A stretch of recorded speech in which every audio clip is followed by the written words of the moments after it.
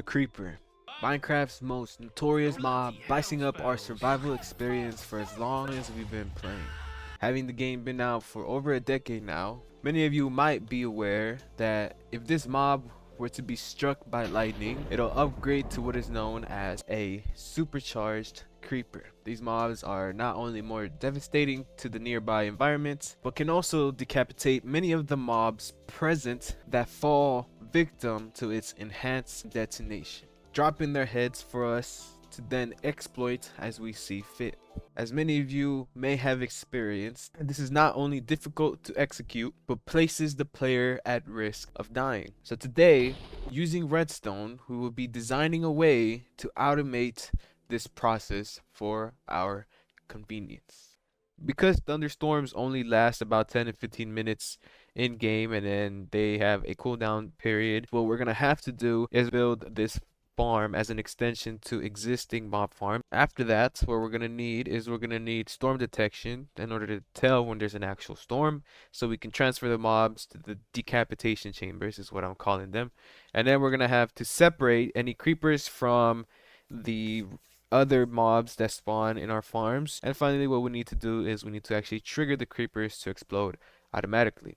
Here on Bedrock, we can do lightning detection very easily because tridents don't despawn. That's how trident killers are also a viable option when it comes to being able to loot, apply the looting effect onto our mobs. So typically what happens is you have your trident killer running and then your farm is running, giving you all the supplies from it. Once a thunderstorm starts, we want to be able to detect that so that we can turn off our trident killer, then funnel our mob into the conversion chambers and decapitate them. This is actually a lot easier than I expected it to be because all we need is to take the same concept with a trident that doesn't despawn and shoot it on top of a lightning rod like this, cooking that up to a clock.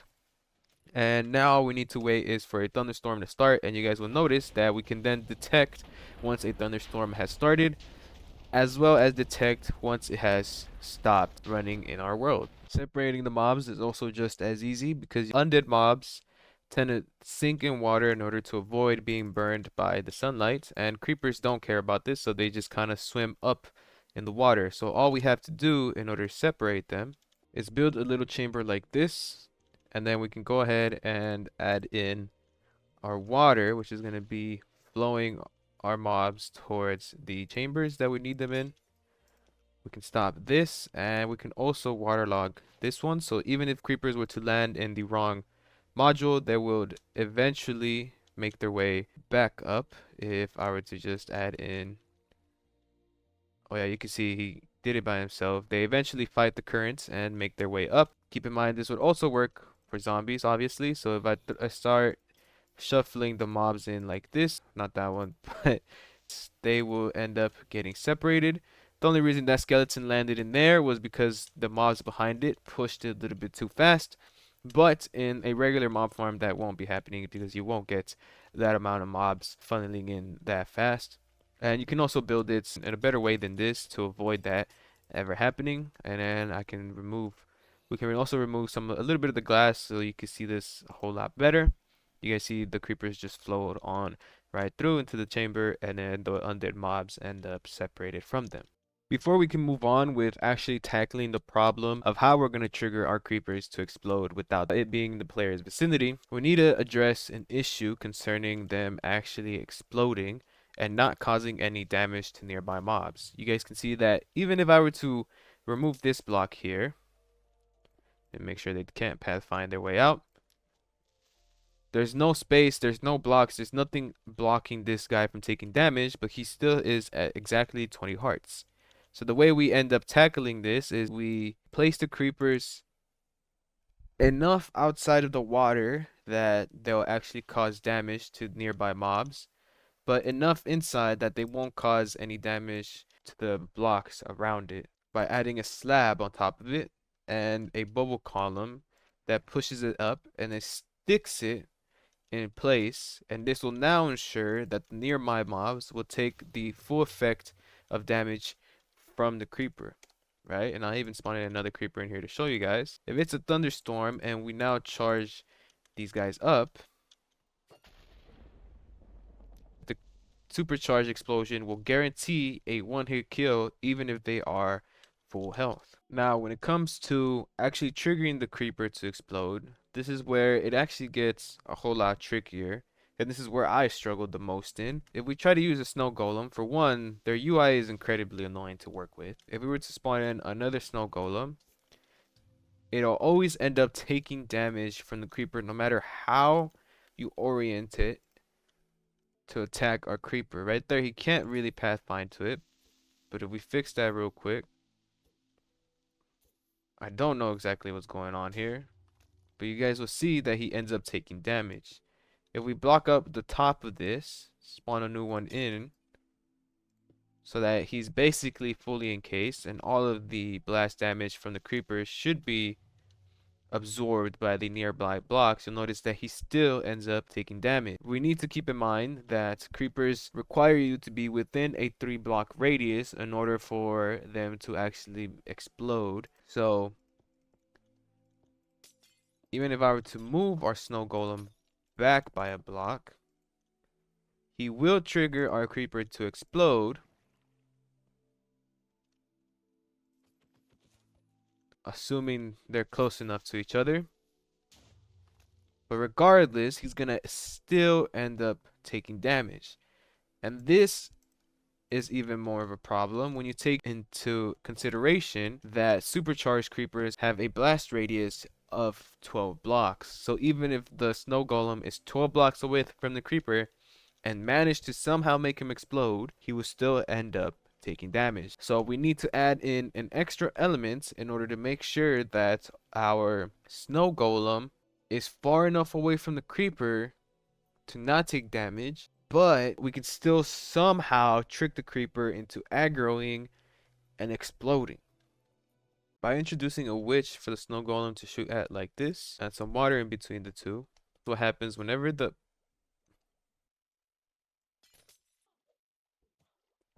witch shoots at our snow golem, the water will cancel out the horizontal momentum of the bottles and it'll allow it to fall down. Since the bottles have an area of effect, if we were to introduce our creeper close enough to the witch and bring up the bottles a little bit without hurting our snow golem, you see the creeper takes damage. And currently he can't really see the witch, but just for sake of demonstration, cause it to explode automatically. And the beauty of this is that once the witch ends up taking damage, it'll heal itself back up. This, however, will now give rise to a new problem, which is that our snow golem has to be inside a radius of 9 blocks from our witch in order for it to actually start shooting at it.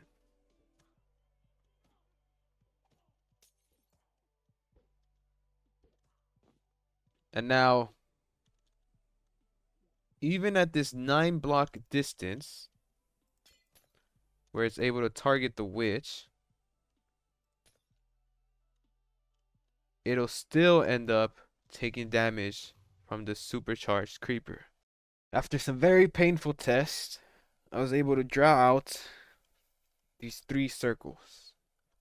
What these circles represent is the area of effect, the blast radius for a supercharged creeper, how close you need to be to a creeper for it to explode, and finally, the range of a snow golem. Here, anywhere along this netherite circumference will be close enough for the snow golem to target our creeper. For the trigger range of a creeper, you need to be within the netherite circumference for the creeper to actually explode. So if you're standing anywhere on these redstone blocks or closer, it will cause the creeper to ignite and eventually explode. And if it's a supercharged creeper, if you're anywhere inside the redstone block circumference, you will be affected by the explosion. And more importantly, so will our snow golems. So we need to keep the spot which our snow golem is sitting on outside of this blast radius. We need to keep the witch close enough to the creeper. So basically we need to fit all these circles together. I'm not gonna try and put that together into words. I apologize. As professional as I wanted it to sound. Um, yeah, we're not gonna do all that. After some good amount of playing around, this is the design that I ended up coming up with. The witch and the snow golem are no longer aligned with each other. I moved them a little bit to the side. The reason I did this is to make sure that the creeper ends up not being able to damage the snow golem. But now you need to do a little bit of linking between the snow golem and the witch, because if you just leave it as is, well, one, the snow golem is too far to actually hit the witch, and if I were to move him in too close, he can hit the witch now and it'll link him, which is actually what you have to do. But if I were to trigger the creeper, there's a chance he could still take damage. And also the witch also died because I didn't have a block here. So as you guys can see, I was fully prepared for this. Regardless, what you're gonna have to do is you're gonna have to link the two by moving the snow golem forward a block. And then you're gonna have to push him back onto the rail, add a cobblestone wall, and now you can push him forward, and he will now be close enough to attack the witch, but far enough away so that whenever a supercharged creeper goes off,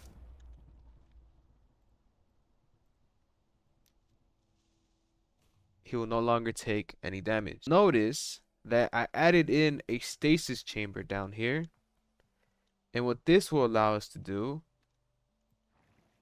is to aggro the creeper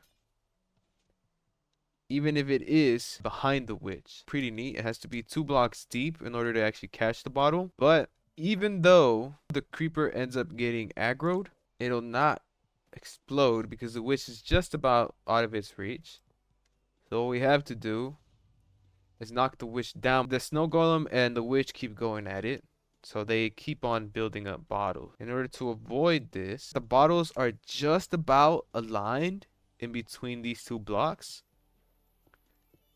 So what we can do is we can add in some tripwire hooks and some string. They actually set off the tripwires. Now, the thing with this is that since they're bobbing up and down inside of the water, they have a chance of letting go of the tripwires. So we can't just straight away add in a torch like this, because there's a chance, even though there's a lot of them right now, if we were to get rid of them, there's a small chance that it goes off and the witch ends up throwing another one. To tackle this now, all we have to do is add in a short little pulse extender. Just like that. And this will guarantee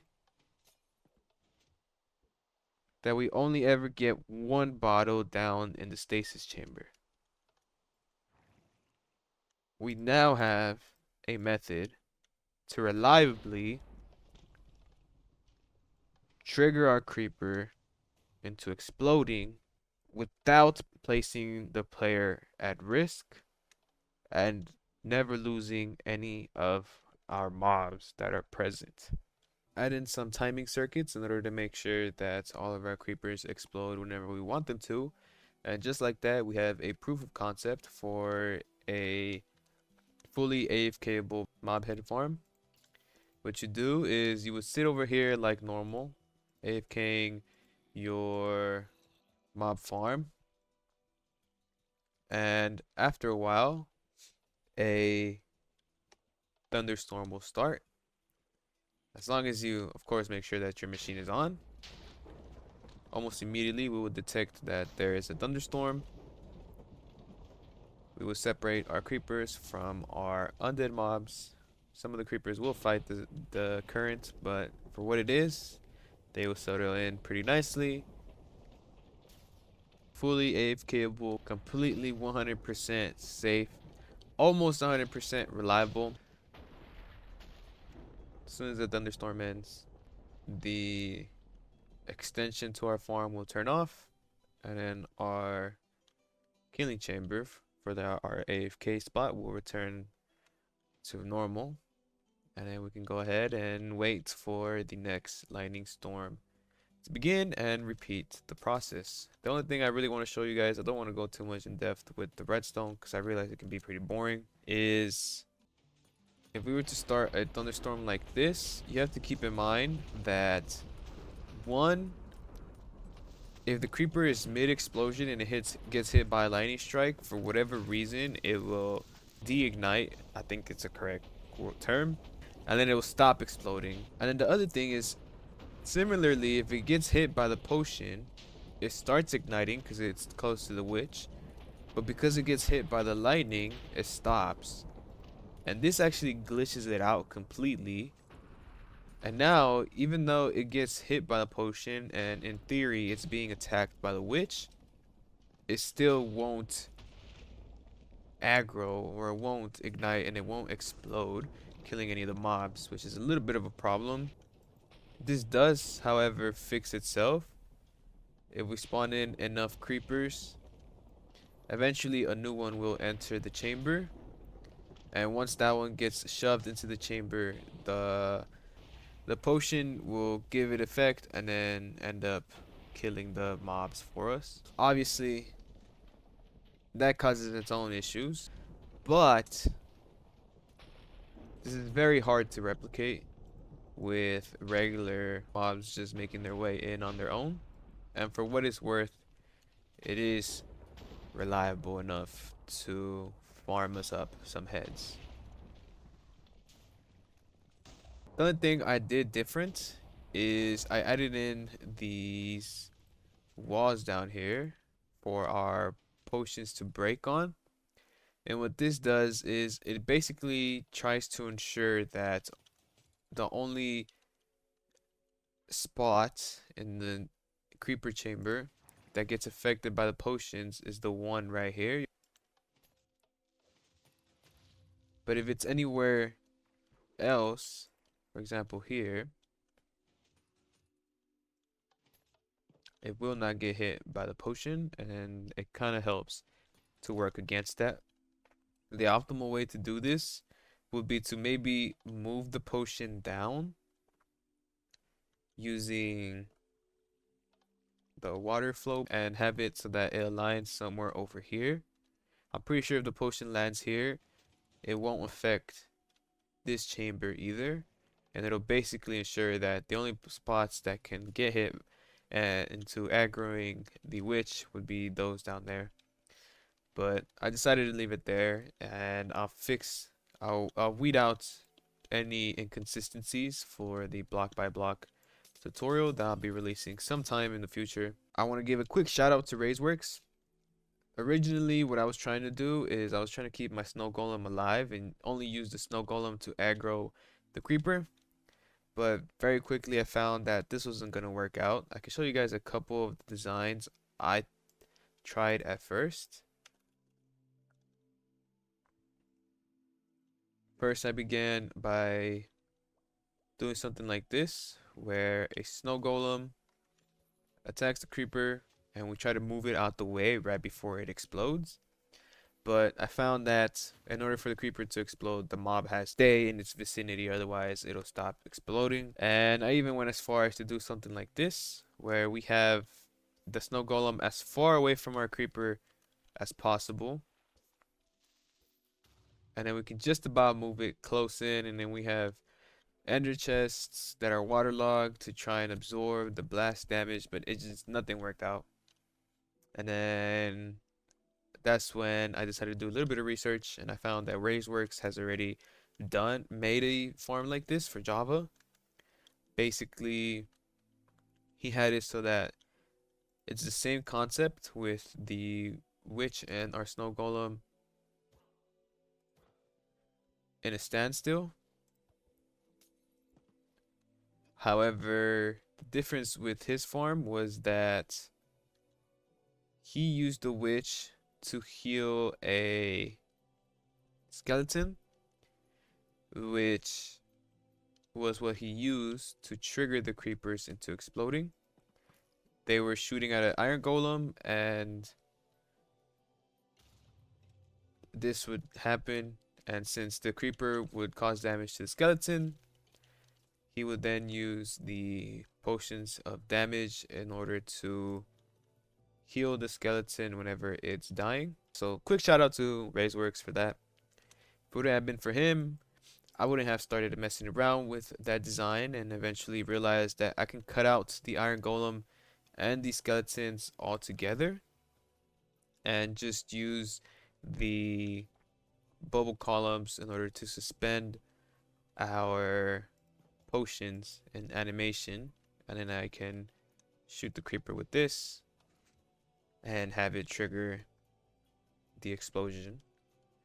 And I also want to give a quick shout out to Cubic Meter for inspiring me to edit my videos the way I did today. Instead of just making it a boring redstone tutorial, I decided to do what I'm pretty sure he does and designed a working farm and then basically start from scratch and work my way up, showing you guys the many steps and the many concepts that go into building the machine.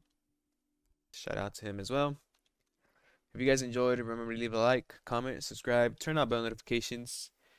If you have any questions, if you have any concerns, any suggestions, whatever it might be, leave some commentary down below and I'll be sure to try and get to those as soon as I can. In case I never see any of you guys again, I hope you have a wonderful rest of your lives. Until next time, it was Zombie.